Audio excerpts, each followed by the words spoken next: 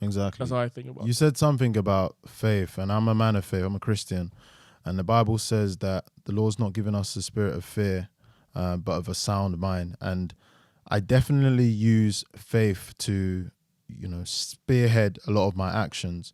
You talked about putting out content, even my YouTube journey, and my YouTube channel is still growing. I was someone at university back at Warwick. I used to put out a lot of Snapchats, and the football team and other communities would always comment and say, "Oh, I saw your Snapchat," but you're just doing what you enjoy. You don't realize you're reaching an audience, and as long as you're putting out value, you're getting positive feedback. So I had a really good friend. His name is Demi. He encouraged me to start my YouTube channel. I think it was around just before COVID. Everyone started during COVID. Everyone. Yeah. Everyone started podcast, YouTube during COVID. Exactly. Yeah. But when I think back about the Solomon 5 years ago, I still don't see myself as a creator. But now when I go to different audience and people meet me for the first time, they often have a different perception of me because of they see me through social media. Yeah. And even goes back to how we met. We're very similar, but we met through social media because we're not people who started off being creative. We're quite analytical and people who work with numbers and behind the screen. However, because we put our fears aside and wanted to achieve a goal, you're almost willing to step into that creative space, which you're naturally not the most comfortable, because you want to achieve that goal. It's almost like doing hurdles. You're jumping over the hurdle because you know there's this barrier in a way, but there's that goal you want to achieve. So you want to get to it. So if I go back to my YouTube channel, I'm still improving now. Get stuck into the journey and then you evolve. So I was on like 60 subs for like a year. Yeah. And then I had one video that blew up and I jumped to like around 2K, which still isn't big. I know a lot of people have huge channels. I'm proud of it.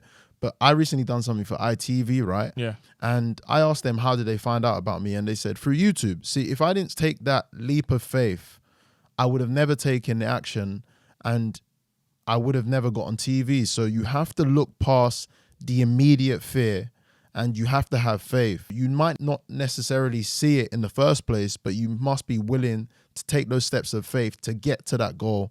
And that's been, helpful for me. Yeah, I think for me, thinking back, my friends in university were always like, Emeka, why don't you just post your gym videos? Like, you're always at the gym anyway. Yeah. Might as well just post it. So initially I was like, no, I don't want to post it. I don't want to put it. There's no point. And then when I started posting, and then in my mind, I didn't think me lifting heavy was a big deal. But for some other people, it was like kind of motivation. They were like, you know what? Emeka's always at the gym.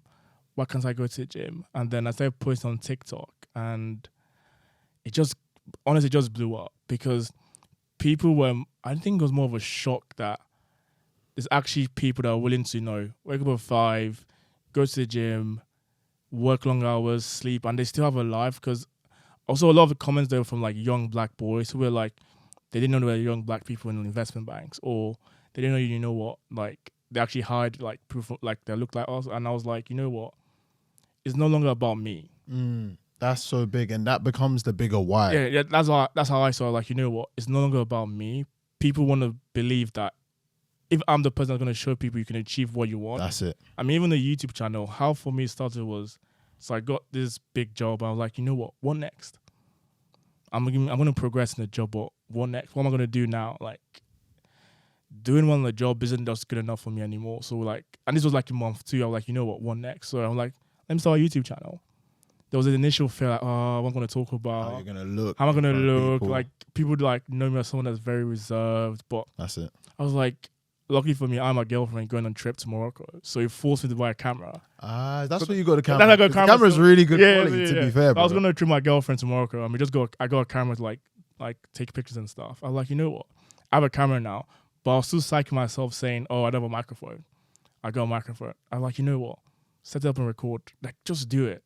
Just do what you want, honestly. Do what you want. That's what I think about it. Yeah. Faith is the substance of things hoped for, but the evidence of things not seen. I just had to get out there because I like to get it correct. But the gym thing, is good you mentioned that because, in the most respectful way, I used to be ashamed of the gym because, again, I wanted to be considered by society as smart. I knew I have a lot of self-confidence, and so I wouldn't promote my gym content or fitness content which is a lot more than going to gym, because gym shows discipline, Yeah. shows efficiency, shows the fact that you can follow things through, shows time, shows organization.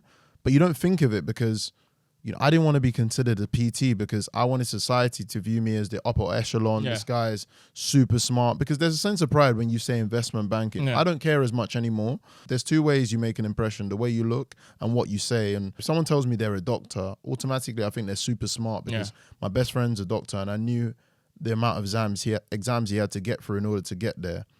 But now I try not to define myself by what society thinks is important, but what's more important to me. And it required me to look internally and very deep and think, once you got into banking, likewise with me, I wasn't fulfilled, right? Yeah.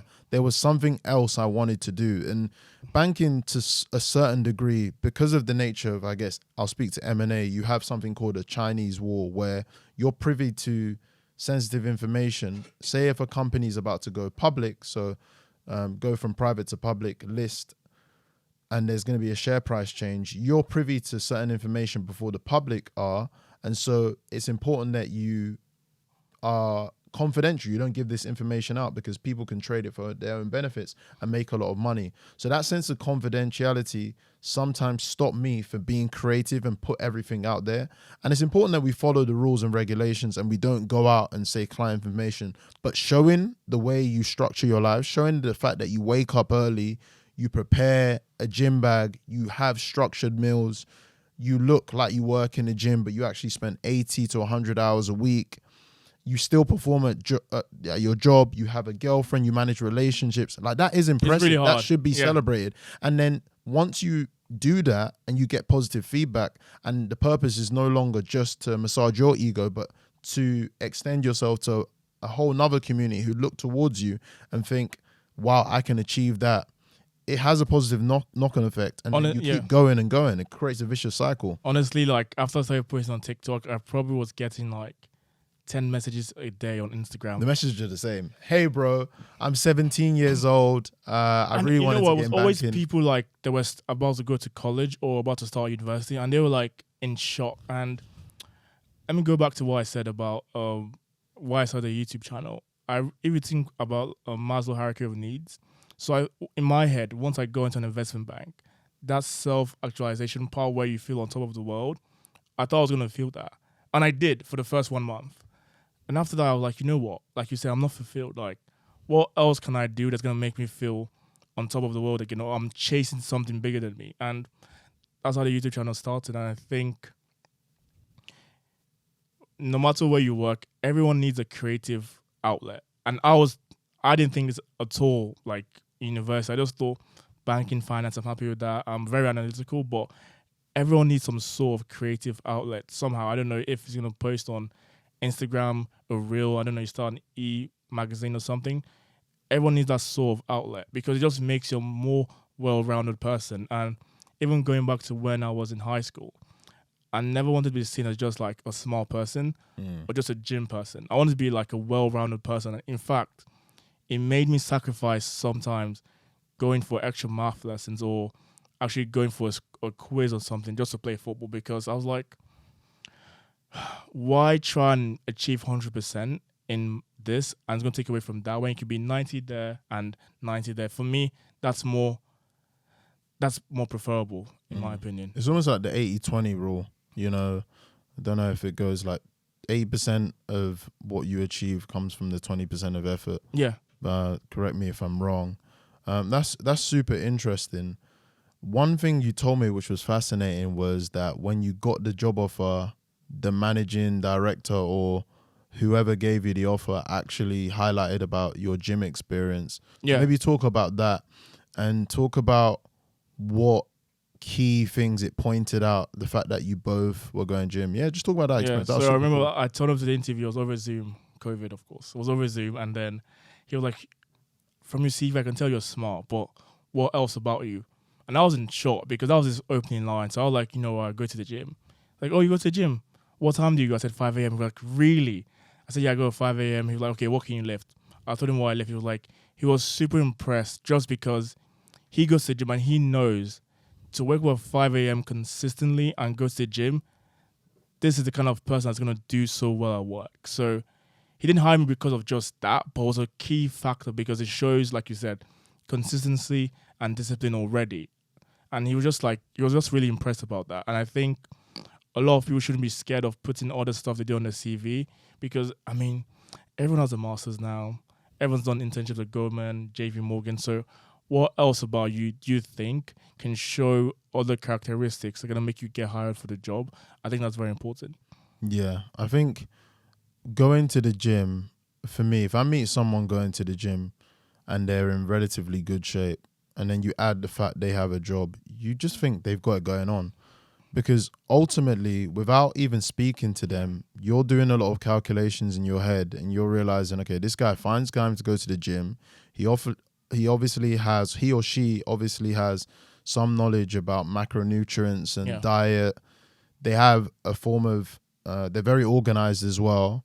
And they're very smart because they know how to push their body in a way that's going to allow them to look aesthetically pleasing and still find time to achieve other things in life. So, but I didn't think about that straight away because it goes back to what I was saying. I was focused on what society thought was important. And I'll admit to you, at work for many years, I used to hide the fact that I would go gym, you know, and maybe it goes back to that sense of belonging. I used to wear bigger suits to not show my physique. Of course, you wouldn't go into a bank wearing a super tight shirt, but I used to wear bigger suits to hide my physique. I would hide my meals. So from a very early stage, I was cooking my own meals. And even some friends in finance would tell me, you shouldn't cook your meals. You should have meals at the office or go with everyone coffee because, again, it's people that make up the bank, right? And every opportunity to network with people will help you going further on. And it's debatable. Ultimately, I wanted to do what made me happy. And gym was my happy place. And so being in control of my diet and being able to cook my own meals was important to me, especially when you're sitting at the desk 10 to 12 hours a day. But I found myself in the early stages hiding the fact that I went until I got that sense of conviction that this is important to me. It's all right. And I don't have to be a shadow of myself. I can be myself to its full effect. And once I did that, I was a lot more happier and it affected other parts of my life a lot more positively. It's kind of funny you say this because I was kind of similar. Mine was more like you said, I didn't like wearing, even till now, I don't like wearing tight stuff. Yeah.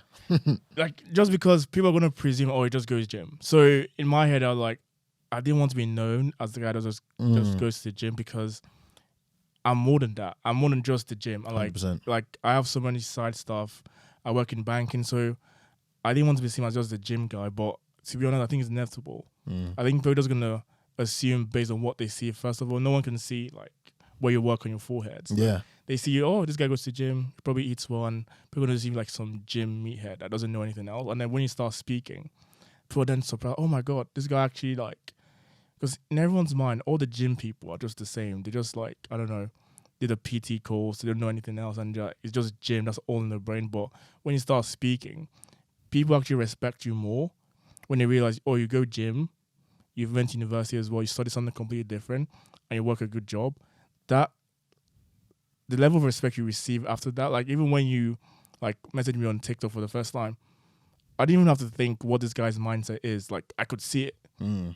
If someone's working out consistently, has a good job, and is doing all the stuff, it was like, yeah, sure, let's meet up. I even was like, yeah, let's meet up straight away. Let's go train. We were consistent. Like it works. It's a testament to our careers because bankings are pretty much you got to produce now and then.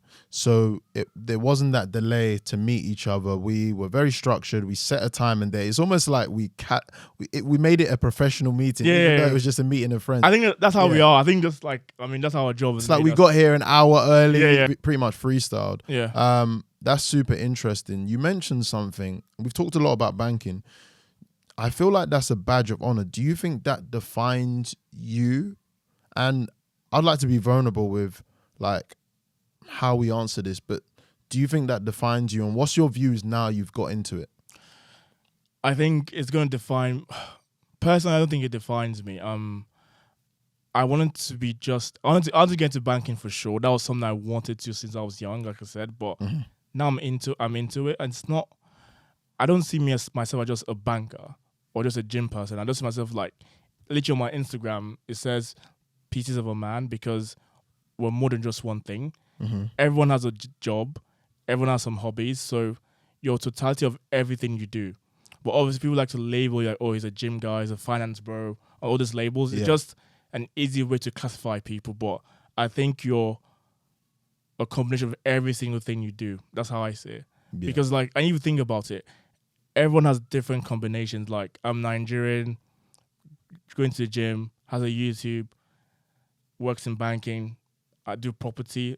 But some other people will be completely different. Like, they could be a woman from Togo, works in marketing, likes running. Like, everyone is a different combination of different things. So I don't think one thing should just define who you are as a person. Yeah. I'd say for me, it goes back to being in two stages of my life. So, again, going by society standards, and to some degree, what I wanted to do, I wanted to get into a fast paced job with super smart people, I just really want their money. I competitive, just want where their the money Yeah, I just is, want their money. be part of the top 5%. And to a certain degree, I did.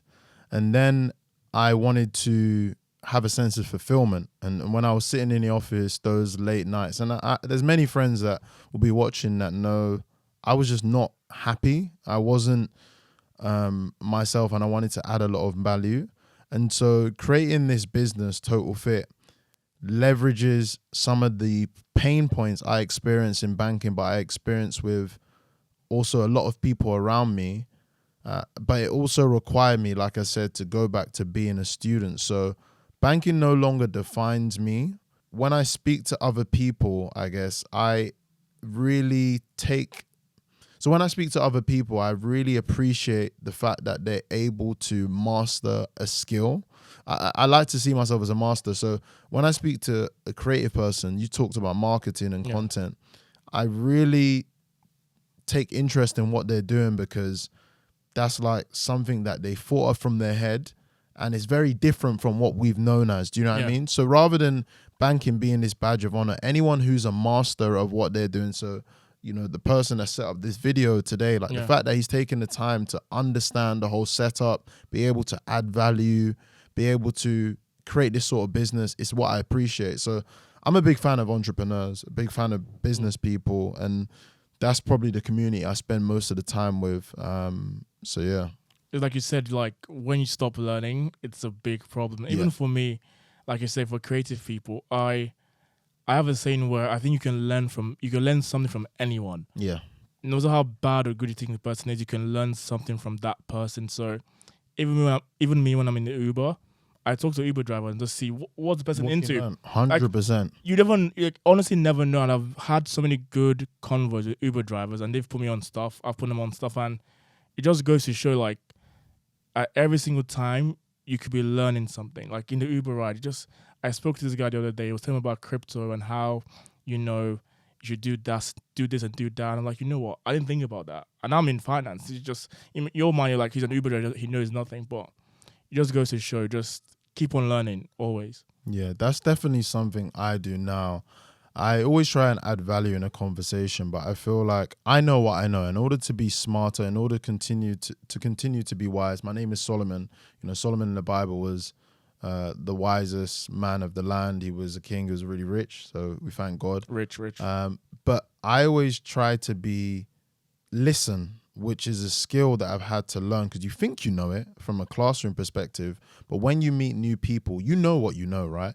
But when someone else is talking, and especially they're talking from a good place and adding value, you listening, like you said, can change your life. Like if someone comes from a brand new perspective, let's say from the creative field, Yeah. and they tell you how they set up their YouTube channel, they plan their content, they edit, just by listening to that process, that's going to save me potentially hours. So I'm always interested to hear people's stories and see what can I learn, not from a selfish thing, because it's really important to, exchange value when you're talking to people.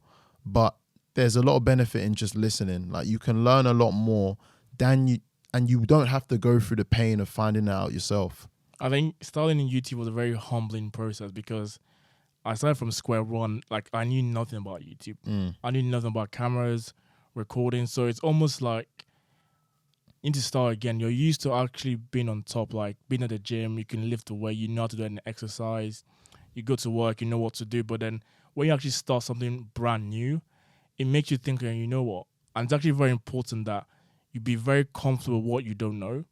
It's not about being comfortable with what you know. It's you know what you know and be very honest about what you don't know. Because even at work, when someone is saying something to you, don't be shy to say, you know what, I don't know what that is. Like, be very confident in that because that's the only way you can learn. The problem is That's because so people true. become very proud and they want to put up a front like they know everything. And when someone's telling me something, like, you know what, I don't know what that is. Can you tell me? Like, there's no harm in it, but I think a lot of people have the misconception that they need to put up this front like they're smart in everything, that they know everything.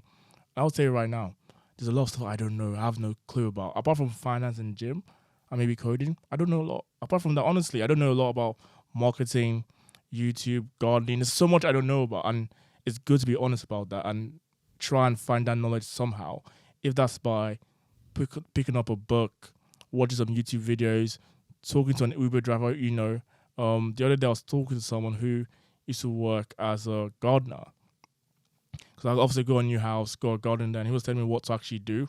And I want to find that out if I was not very inquisitive and trying to find out about stuff from him. So, yeah. No, I would agree. Definitely trying to just being a student of the game, really asking questions, and back at school, they always used to encourage you to ask questions. But for me, I always had a chip on my shoulder, especially because of where I'd come from. So I wanted to act like I knew it all, and I got as far as I got. I got good grades in school, but I probably could have made the journey a lot more easier. And now I'm older and I understand a lot more things, but I ask even more questions because I'm not afraid of being perceived as stupid initially, because if it's going to get me past the initial hurdle, you know what you know, right?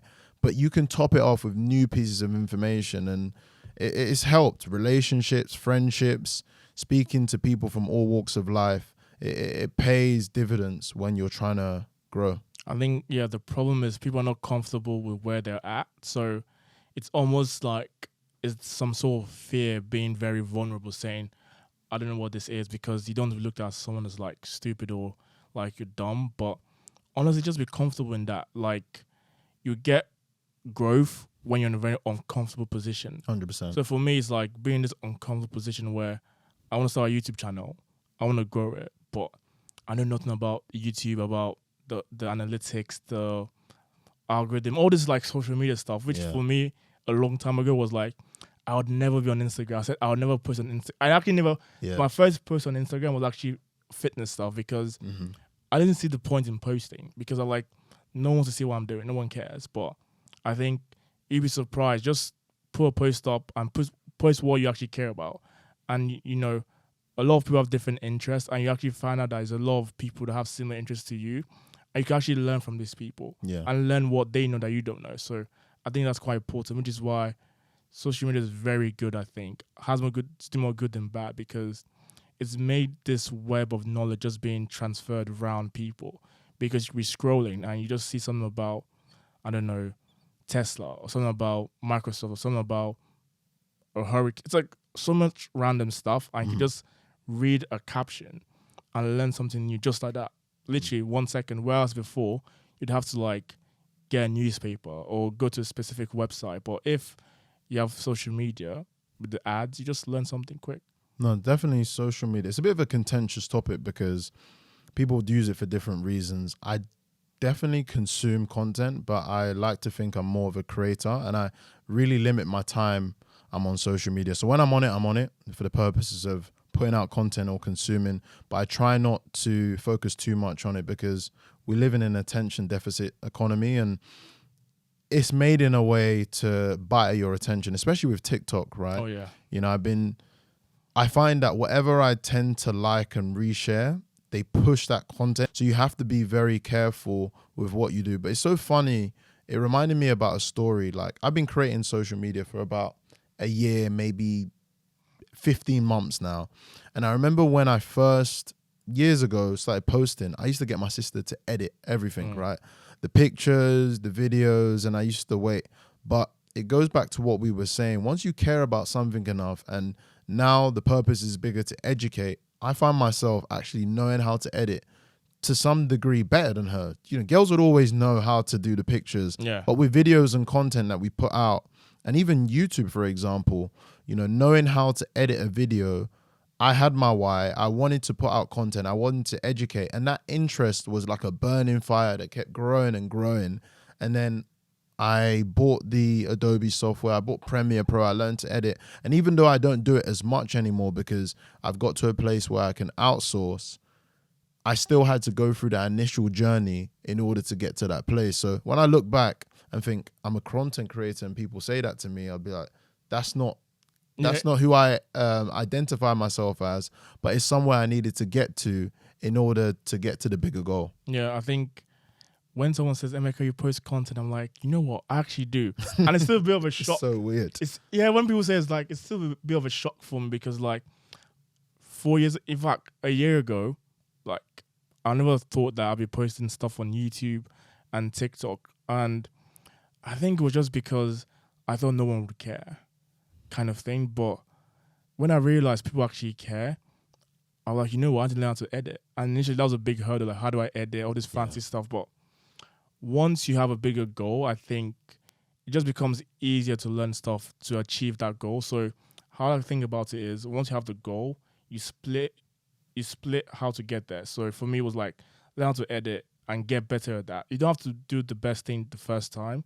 Just get better at what you're doing. And over time, as long as that's improving, that's what matters. I think a lot of people have the fear that their first post has to be perfection. And it's going to limit you because you're always going to second guess yourself. So my first YouTube video, I remember after recording it and want to post it, there was this slight should I post this? Is this good enough? I probably watched maybe Ali Abdal. So someone had 5 million subscribers. And I was like, my stuff is nowhere near that. But I mean, who really cares? Honestly, people are going to watch it if it's good and if it resonates with them. So exactly, as long as it's a good enough quality, just put it out and see what it does. And I think that's the main message is don't worry about what society is telling you. Know what you want to achieve and just go for it. Find the way to achieve that. If that's by talking to people, learning a new skill, or just even thinking within, is this what I want? And then just go for it, yeah.